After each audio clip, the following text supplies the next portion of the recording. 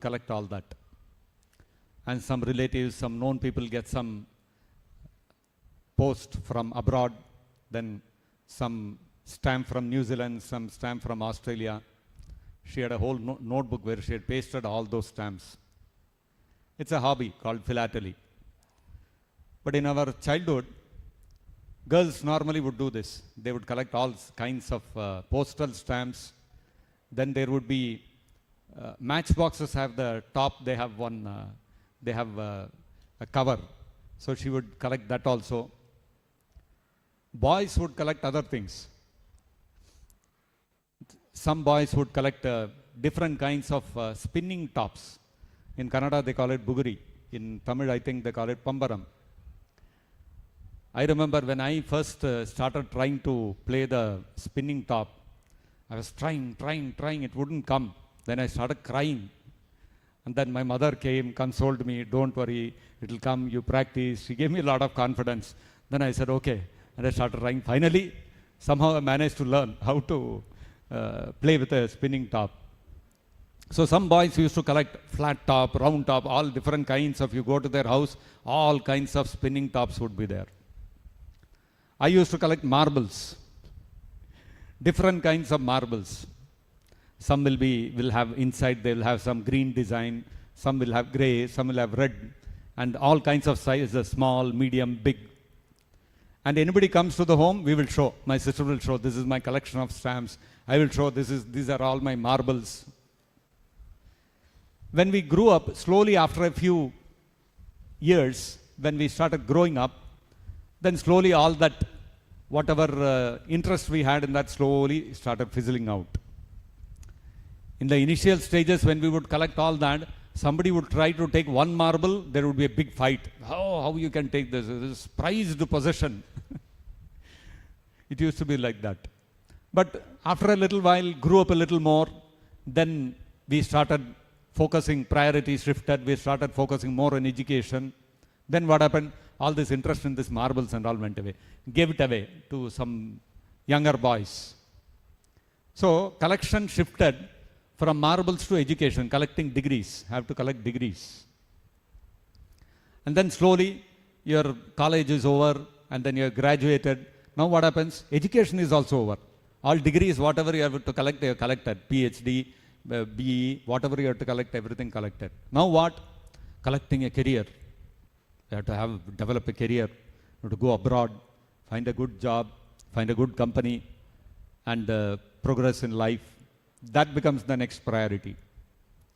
After a little while, once you are a little settled in a job, you have a proper job, you have a good income, what happens? You start thinking, now I have to collect a family.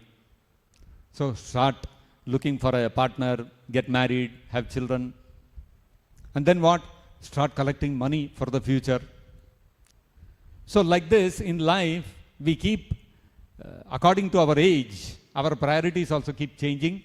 But the propensity remains the same. We keep collecting different things. You see, when we grow up, when we start going to college and we start graduating, whatever we used to have a lot of importance for in our childhood, that becomes insignificant. When you come to college, you are studying in college, your degree, your marks, that's the most primary thing. At that time, what is the value of marbles? It has no value, zero value. But in your childhood, those marbles or those stamps, whatever, I don't know today what children collect. I'm sure even now also they must be collecting something. But whatever they are collecting at that age in the childhood, that is so important. Anybody takes away anything, there will be a fight, children, they will cry, all those things will happen. You grow up a little, you become focused on your studies, then what happens? What is all this marble and all useless? Throw it away. Same thing, we lost the value for that. Now once you graduate, you come out of college, then what happens? You settle into a job, then whatever value you had for marks in college and all that fizzles out. No matter what marks you have, you may be a gold medalist, silver medalist, whatever. Once you get into a job, then your performance there matters. Then after that, nobody will ask how much marks you got, which college you studied and all. So then whatever degree you got and all that, it fizzles out. It has no more significance. Then what happens? For us, our career, our job, status in the society, our family, these things become very important. Most people actually never go beyond this. They think this is everything in life. But in Krishna consciousness, what happens is we learn to take a still higher, go still higher. And if you go to a higher plane, to the spiritual plane, then what happens? Just like at one point of time we thought all these marbles, zero value. After that, your education degree, whatever you took, zero value. So similarly, if you go, there is another higher plane. When you elevate yourself to that, then what happens? All this importance that we give for family, for status, for money, for career, these things will also become zero. Actually, what happens if you pay a little thought to it, ultimately one day, how much ever I collect money, status in society, degree, all these things I collect, how much ever I collect in my life, ultimately when the point of death comes, all these things will become zero. They'll become worthless. Whatever money you have earned in life, whatever big position you earned in life, how much ever big a person you became in the society, after all that, when death comes, all that will become zero.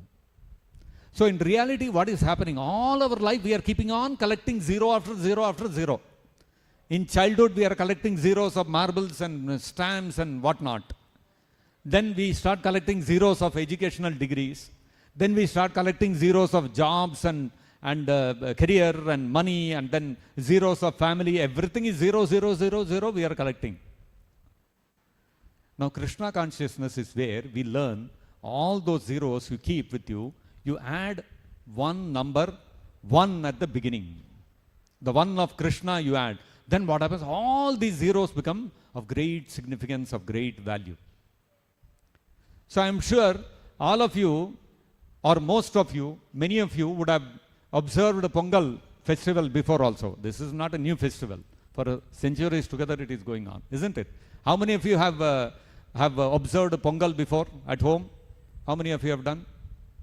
Okay. Many of you have observed, right?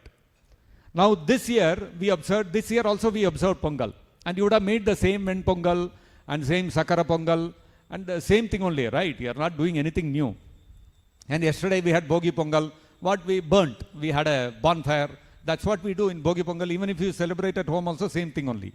What will happen at home if you are doing? You will collect a few neighbors. All of you will come together. Maybe you will have a community space or some park or somewhere. There you will go and do it. Now you are doing it in the temple. Now only difference is what is happening here. You are making the same Ven Pongal, same Sakara Pongal. You are making it in the temple and you are offering to Jagannath. Offering is going on. What happened? So the same Ven Pongal, same Sakara Pongal, when you were celebrating earlier at home, it was only a cause of bondage. Because Krishna says in the Bhagavad Gita, Bhunjate te tvagam papa ye pajanti atma karana. Those who cook for themselves, be it for Pongal or any other festival, you cook and you are cooking thinking that nice dishes I will prepare and I will eat and I will enjoy. What is that? Bhunjate te tvagam papa. You are only eating grave sin. So you are thinking you are celebrating festival and you are accumulating happiness, you are collecting happiness by celebrating Pongal and other festivals. But what is actually happening? You are only collecting zeros. Now this time the same Pongal you made, the same decoration, beautiful decoration devotees have done here, which you would have done at home, now you have done here for the pleasure of Krishna. You have made the same Ven Pongal and Sakara Pongal, offered it to Jagannath. What happens? Krishna says in the Bhagavad Gita, Yajnarthat karmanonyatra lokoyam karma bandhanaha. So, for the sake of Krishna, the same activity we are doing, it achieves great significance in liberating us from this material world. So, all these zeros, they are not going out of our life. We are not said, throw Pongal out of the window. We don't want Pongal festival. We don't want any, we should not eat anymore.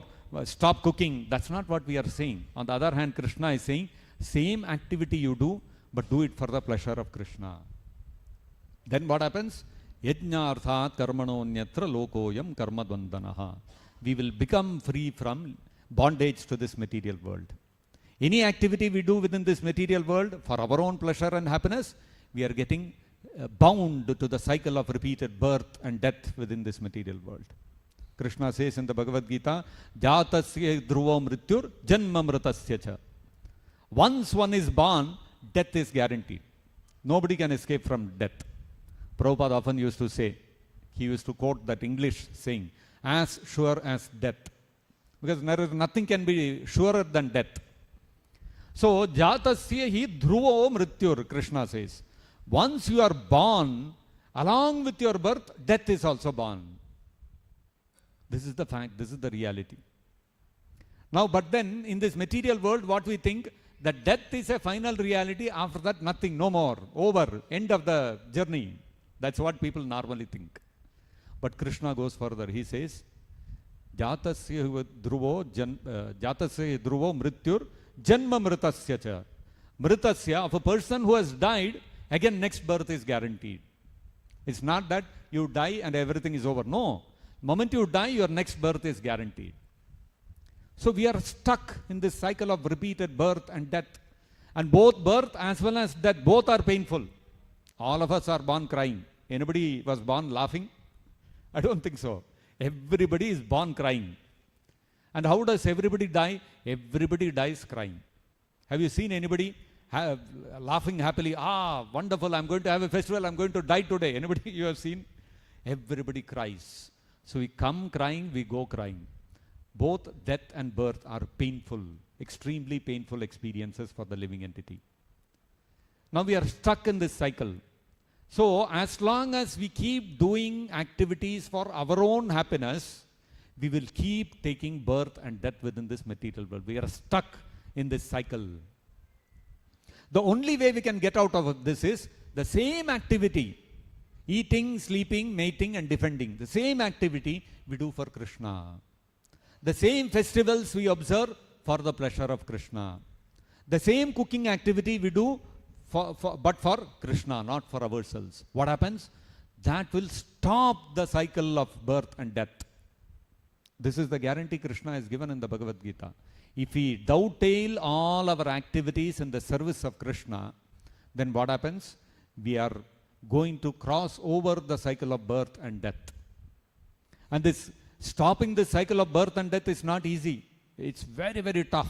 Many, many rishis and sages in the past, they have tried in undergoing very severe tapasya, austerity, and following the path of vairagya, renunciation, gave up everything, went to the forest, engaged in deep meditation. So many examples are there like this. So many examples are there. Valmiki Muni meditated for 40,000 years. Saubhari Rishi, he saw how Vishwamitra Muni, he was deep in meditation. This Indra has this bad habit. Any Muni engages in meditation, he will send some Apsara and spoil that meditation. So Saubhari Muni thought, let me not take any risk. Vishwamitra Muni was deep in meditation. That Apsara's tinkling of the ankle bells, his meditation got broken. So if I engage in meditation, Indra will again do something like this. So what shall I do? He went deep into the ocean and sat there and he started meditating. He meditated for 60,000 years. Can you imagine that? Deep in the water, 60,000 years he is meditating. For what? Why did they take all this austerity, this tapasya? Because Vishwamitra Muni, Saubhari Muni, Valmiki Muni, they all wanted to overcome this cycle of birth and death. And ultimately what happened with Saubhari Muni? He was deep in meditation at the depths of the ocean with his eyes closed. What happened? Two fishes were copulating. And he sensed it and he opened his eyes. His meditation broke and he developed a desire. I should also get married. I should also have conjugal life. He came out of the water, went and got married. Of course, later on, after several years, he realized, oh my God, I was a Muni, Rishi, engaged in meditation. What am I doing? Enjoying family life in this. So again, he gave up and again he pursued his path. But the point is, Rishis and sages, they have undertaken so much tapasya for what? For crossing over this very cycle of birth and death. Then imagine if Saubhari Muni, Vishwamitra Muni, they all had so much difficulty, such great personalities. Where are we? What is the hope for us? But Krishna is saying, you don't have to worry, don't take so much difficulty and all that. Don't have to take so much tapasya like all these rishis and sages. Do a simple thing. Yad karoshi, yad asnasi, yad karoshi, yad juhoshi. Whatever you do, whatever you eat, whatever activity you are doing, do it as an offering to me, Krishna says. Whatever you give in dana, whatever tapasya you do, whatever cooking of food you do, whatever festivals you offer or you observe, everything you do for Krishna's pleasure. By doing that, what will happen? We will become free from this cycle of birth and death. Jai Jagannath ki Jai. So, the process of Krishna consciousness has been made very simple in Kali Yuga. We have to learn to place the one of Krishna before all our zeros, then all those zeros will acquire a great value. Prabhupada gave this example. You have 100 zeros, ultimately it's zero only. But you keep 100 zeros and put one before them, then what is the value? It becomes great value. Similarly, all our activities in this material world, they are all zeros.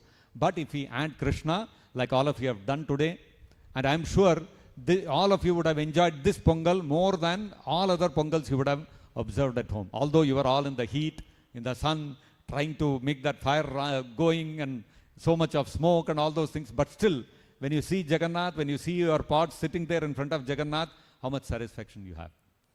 That satisfaction you will never get by cooking for yourself at home. So this is the adding the one of Krishna to all the zeros that are there in our life. So simple thing, we don't have to negate anything, we don't have to give up anything, we simply add Krishna to our life. Whatever activity we do it with the center as Krishna, life will become sublime, you will really enjoy an excellent grade of happiness which is not available anywhere in the material world. Even if you become the emperor of this whole earth, you cannot enjoy the kind of happiness that you get by serving Krishna. So because this is transcendental happiness. This is happiness coming from the spiritual world, at the spiritual level. So therefore, let us all take this opportunity. This is an opportunity for us to learn how to give pleasure to Krishna and enjoy in that pleasure. And that pleasure is so addicting and it is so fulfilling that our desires to enjoy in the material world will all disappear. All that material happiness that is there in the material world will become insignificant. So this is the beauty of Krishna consciousness. So all of you have participated in this festival today and you have done a lot of hard work, engaged in service.